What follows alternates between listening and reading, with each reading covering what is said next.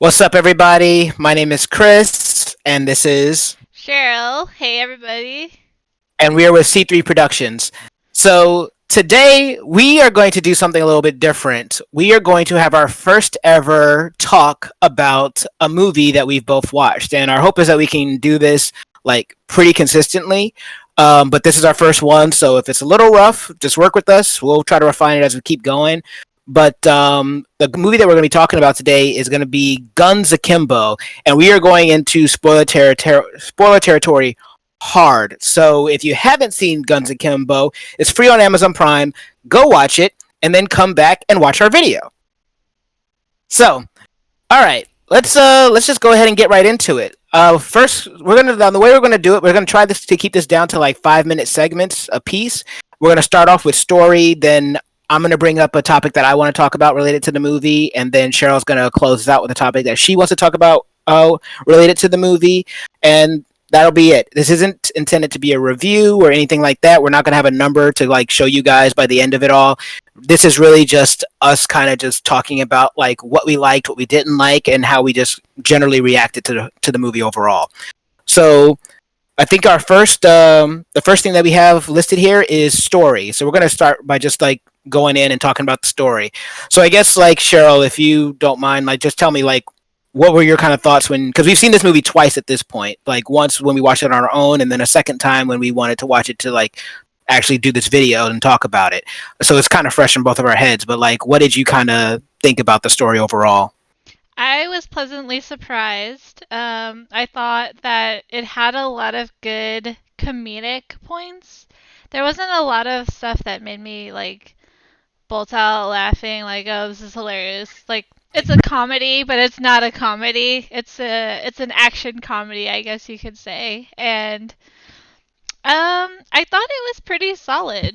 I thought it was pretty solid. There's nothing in it that made me go like, well, okay, there was one thing, but there was one thing, but there was nothing that like really bounced out at me that said like, wait a minute, this doesn't make sense. What's going on here? And I tend to do that a lot when I'm watching movies. Like, why would that happen? Like, that's not how physics works and stuff like that. But really, there was one thing, and that Okay. was, I guess it could be considered a like continuity error kind of thing. What was Um, that? it was that when I can't, what's his name again? Miles. When Miles. he Yeah. goes to when he's texting Nova before they meet up again, I think I know he what you're gonna say. Yeah. the time on the text says like 11 something p.m. and then he's Hmm. like, see you at 10 p.m. and she's like, yeah, and then the next scene is them meeting up, and I'm like, so is this like the next day they wait like a whole other day to meet up and like don't show us anything in between, or they just legit put in the wrong numbers? That's funny. That's actually not what I thought you were gonna say, and that's a good catch. That's clearly a continuity error because I think this movie's supposed to take place all in the course of just one day. Like he didn't go through a whole nother day of like having cameras and cops and everybody coming after him before they actually met up. The thing that got me about No, but that that was scene was before. That was before he got kidnapped. right. Oh, right. Okay. Hmm. But still, Maybe. like, why do you gotta make it Yeah. a whole nother day cycle to make sense? No, I hear you. I for me, one of the things that got me, where I was kind of like, okay, is this the story kind of just making like cheats so that they can like achieve a goal? Is when he does like kind of text Nyx to like so that they can like work together to take down Schism. What ends up happening is that she comes and meets up with him where her father was killed, and there are conveniently no cameras.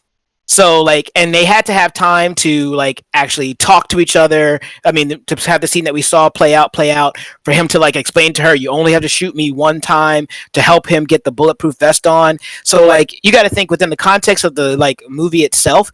all of that probably took at least 20 to 25 minutes. So, and I know like there's a point where they're like, oh, the stream's offline, but for the people running the stream, that means they had no idea where Miles or Nix were at that time, when normally they're always tracking them. And he wanted to make sure the lead, like that guy who wanted, the tattooed guy, he wanted to make sure that they would kill Nix after Miles was dead. So he needed to know where they were at all times. So that was the only part of the movie, watching it on a second viewing, that I was kind of like, all right, I get that you guys wanted us to be surprised by the fact that they were actually like working together after she shows up and apparently kills him. However, it feels a little hard to like believe that during like the middle and between that time where he called her and then they actually like meet up to like fake his death, that they didn't that the people that are running the whole like streaming site and streaming service didn't know where the two of them were and didn't like actually like try to record them. So I guess that kind of crossed my mind too a little bit during that part, but I think in my mind I kind of like excused it because we know that the bad cop brought them there so that mhm. like he brought them there because there were no cameras. So Oh, right. so Okay. it was probably like a safe zone. But I think you're right. Like there's going to be a period of time where like both of them are not accounted for. So you would think that they'd be like, "Wait, where are they?" and then like see them coming out or like have seen them go into the no camera zone and stuff Right. like that. So, but but I Yeah. So I that was I excused it. no, and I can excuse it too. It was just something I caught on the second time. I didn't even think about it the first time I saw the movie, but just like talking about the story, I mean, it's very simple, but it gave me very much Wanted slash Super vibes. If you've seen any of those movies, but Wanted is, it's like a heavy comic book action movie that's also very dark, but is a little funny, based off of based off of a comic book itself. This movie is not based off a video game or a comic, but it has those like elements and that aesthetic, so it makes you feel like it's a comic book or video game movie. Um, and then Super is kind of like this realistic take on what it's kind of like Kick Ass, where it's kind of like this realistic take on what a superhero like would like what a superhero would actually be in real life. And it's dark, it's gritty, it's funny, and people catch it. So, and at the end of the day, it might not necessarily be a happy ending, which is kind of like the feeling that I was getting from this when I was watching it. But even though I was prepared, I still didn't really want, and like the ending's not like a sad ending, but it's sad if you really like Nyx and you don't want that character to like die and you want her to have like a good life, then you're kind of sad. But you know, Daniel Radcliffe's character lives, and then it's implied that he's going to go after Schism. But yeah, like that was something that that kind of stuck with me. But the other thing I just was going to say about like all of that is that like I think it was really cool how they had it's a very high octane movie, so they have a lot of quick cuts and things like that, but there's a lot of like references to video games, like when she grabs the hammer and she's like, I have the power, or like in the beginning of the movie when he gets bumped and like all the sonic rings like pop out of him, and it's like, okay, if you play video games or are aware of those, like, or if you're into anime or anything else like that, you know these references, and that's what makes it great. And I think it was just kind of found it surprising how funny I actually did find the movie, because I know you said you didn't think it was like, oh my god, I'm dying, but I was dying on two parts. One part being when she lost her fingers and she was just like, Friday nights just got really lonely. That had me rolling. And the other one was when the guy was like, oh, I can't watch Walking Dead, it's too violent. And he's just like, you kill Right. people for a living. And he says, yeah, and what, you think that a cook goes home and watches MasterChef? I was Yeah. like, I think there was another part that I thought was really funny. I really loved the homeless guy. Like he was so fun. Like his character, like he wasn't like he didn't say anything that made me laugh, but just like his character in general was really comical to me. And I think there's mm-hmm, this one part where like you think he's watching the show Schism, But he's actually looking at nothing, and that was so great. That was so great. It's one of my favorite parts of the movie. I actually forgot about that. No, that was also very good. So no, I mean like it's a very well like done movie. I mean like we're talking about story, but we're like kind of jumping around like apart about things within the story that we liked. Like the story isn't complicated. This guy gets pulled into a streaming underground fight club basically, and ends up having to fight the guy that is actually like running the club, and then results in a implied narrative of him taking down the rest of the organization. And along the way, he meets a girl who like works in this club, or who is really like talented and gifted in it. And her whole story is that her family was killed, as minus her dad, and she had like psychological problems because they were killed in a ball of fire, and so now she has trouble like relating to that. It's very light on narrative. Like it's not very deep, but It's definitely yeah, a lot about the action, yeah, exactly. It's guns and it's ammo, more on pretty action, much. basically. Yeah. So, all right, I want to go ahead and move us on to the next thing. So like what I wanted to kind of talk about were the characters a little bit, and just spend some time like kind of talking about that. Give you my impressions on what I liked and what I didn't like about them, and then maybe you can tell me a little bit how you felt. But so one of the things that surprised me right away was with Miles's girlfriend Nova.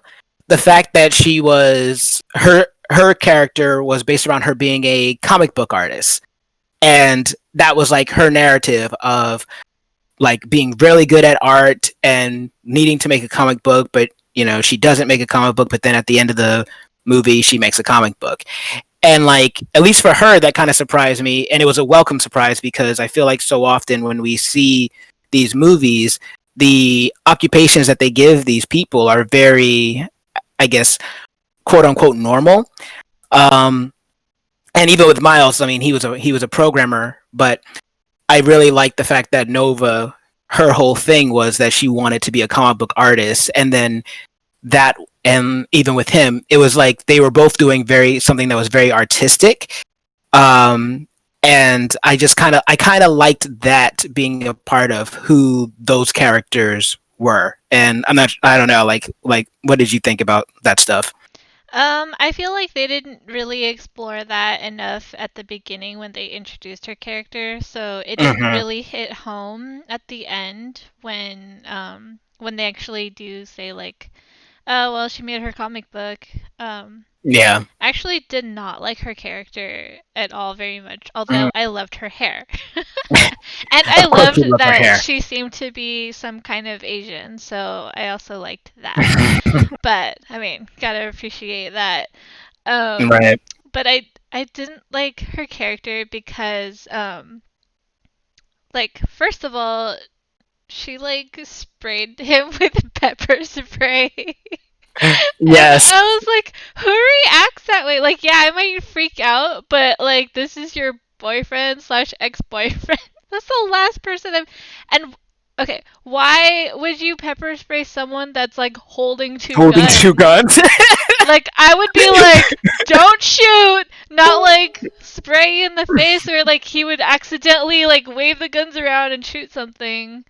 That's really funny because I actually put that in my notes. Was that like what do I have here? That I was oh, she was, because she basically irritated me in that moment. I wrote that girlfriend's reaction makes no sense. So like I definitely agree with you there. And I know that's I wrote that at that point when he's like, "Hey, I'm going to show you these things." And she's like, "What the F?" And she like sprays him in the face and then runs off.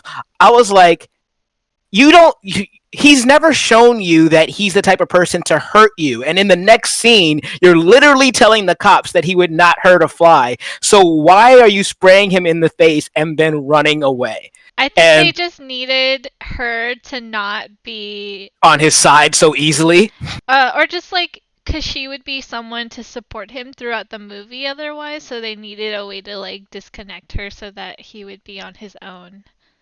Right. while still keeping her as a valuable and important character. Because I mean, they kidnapped her, right? So Yeah. I guess they needed that. Like they needed to like put her there and then take her back and then put her back again. And then Yeah. take her away again. No, so I definitely agree with you with your reading on her character. Like I liked this idea of her being a comic book artist, but yes, I definitely think you're right that they definitely didn't explore it like as much as they could have. And there's a lot that they didn't really explore because even with Nyx's story, part of the frustration I have with Nyx's ending is that I don't entirely feel like that character is allotted the closure that she deserves. I understand the implication is that she's afraid of fire and then she goes out in a literal blaze of glory. So that's kind of like her owning it. I understand that. But it felt a lot of things felt rushed, and I think that's just something that comes with the movie, the territory of the movie. But you find out that the cop that's chasing after Nyx and after Miles is Nyx's father, and then literally 2 minutes after that revelation, he's shot in the head, and it's like, wait, what? And so her father and her never get a moment. When she shows up, her father's just dead. And then, Miles is like, hey, all right, can we move on so that we can like save my girlfriend? And so that to me felt very, very frustrating, especially because I liked Nick so much. So I felt robbed of that moment between them.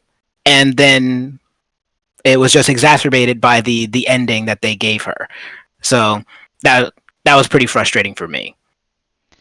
I mean, I get that. I mean, I was kind of bummed too when they did decide to kill her off, but at the same time I kind of felt Mm-hmm. like it was right. Like they needed to have done Mm-hmm. that because they took everything away from her. Like she had nothing left. Like it's not even just that she didn't have her parents anymore. It's just and that she had problems, but it's like what is she Or her supposed to go fingers. back to? Yeah, well, right. It's just reminding me of the end when like he takes her finger out of the pocket and he was Oh, like it's shoved in the guy's mouth.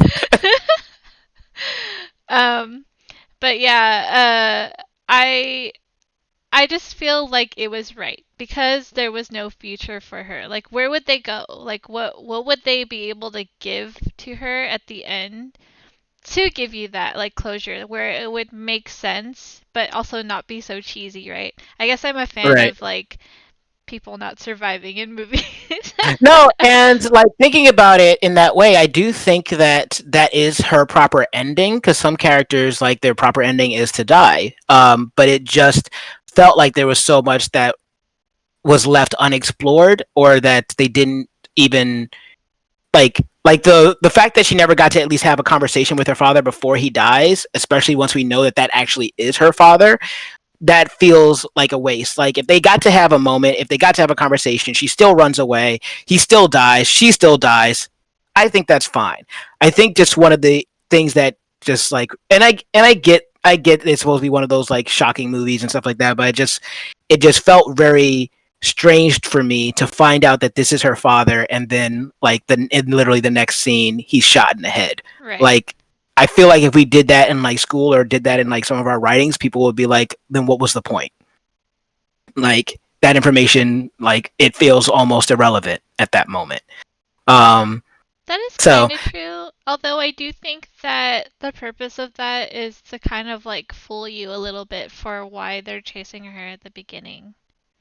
no, that's exactly why it is. It's just that then I feel like we need to discover that that's her father sooner because we don't have that context. And then once we do get the context, it doesn't matter afterwards, like immediately afterwards.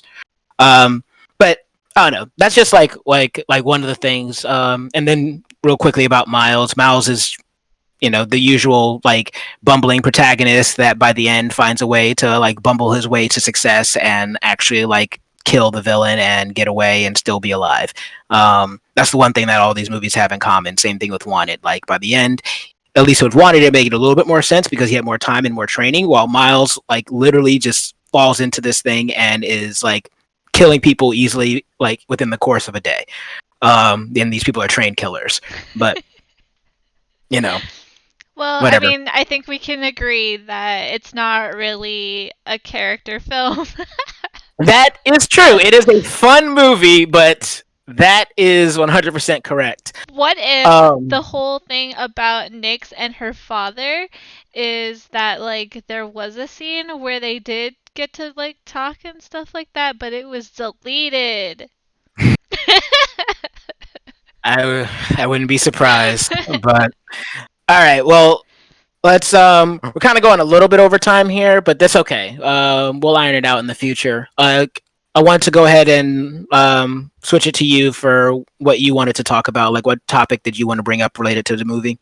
There is one thing I really wanted to bring up, and that was, I mean, we kind of went into it a little bit when we were talking about Nyx, Mm-hmm. but just the way that things ended, like the ending for the movie, um, I kind of really appreciated because one, like I mentioned, I'm a fan of people dying in the movie, and so Morbid. I felt like I just felt that like Nyx had a great closeout, I guess. Mm-hmm. The other thing that I wanted to like bring up was how like Miles has this like fantasy of Oh, I how like that like the too. movie is gonna end, and like literally when I was watching it I was like, of course it's Yeah, gonna end like that, where like they end up together, but then it doesn't, and he's like, actually, PTSD is a real thing. yeah. And like, oh, he also he. I guess I appreciate the literalness of some of the things that are like said and executed, cause yeah, like the whole PTSD thing, where like yeah, like in real life, the girl is not gonna be like, oh, you killed the evil person, and I'm gonna be with you forever now because you're awesome. No. So I really did like that. The other Yeah. literal part that I could remember is the first time he shoots the gun and he was like, it's really Out loud. loud. And I forgot what, I think he was talking about Rambo Mm-hmm. and how, like, Yes. he would be actually deaf if in Right. real life because guns are hella loud. So I thought that was funny. Yeah. No, I think I agree. It's just one of those weird things of like at some point the movie still has to be a movie, and so when you do things like that, it makes it all the more apparent when you almost break your own rules. And you start leaning more into the fantastical. So like for instance, he's talking about that and how loud gunshots are, but like we just said, by the end of the movie, it's pop, pop, pop, pop, pop, pop, pop, no problem. He and Nyx are two people, and I've seen this in like mangas and stuff too, where they're like, hey, in a video game or in the movies, yeah, one person can fight seven people and be fine. In real life, it does not go down that way. So you have two people taking on an organization of trained killers, and they actually succeed with only losing one of them. That's one of those things of like, okay, I mean, at that point, it's a video game. This dude literally shows up to a gang transaction and walks away alive. And Nick sits there with a Gatling gun, and no one aims and shoots at her. So yeah, so on one hand I'm like, yeah, I love the realism of, oh my god, guns are loud, or yeah, the guy doesn't get the girl. And brief spoilers for like Super, it's like the same thing, like it ends the kind of same way. He saves the girl that he goes after, and like at the end he's like, yeah, but in real life the person's not going to stay with you. Like we had a good couple of days or a couple of weeks or whatever, but then she went her own way because that adrenaline and everything, it wears off. um but I did like the fact that she was just like kind of just shell shocked by the whole thing. I do think that she would still just be grateful, but I get the idea, especially since she was like waiting for him to come and save her. But I do get the idea of just being so shell shocked that you can't move and you're seeing him dying, and just because of everything that's happened, you're just frozen, and all you can do is stand there. So Right, but we also I know agree. that Nova's a weird character that we don't really like that much. Yes, But I yes. do appreciate the literalness. I don't know if I would call it realism. Hmm. Because to me it's like it's literally them being literal. And I think I appreciate that. Plus the fact that Nick's died because it fits very well with like the way I like to write and make Hmm. stories. Yeah, don't we know? Where like at some point, thanks.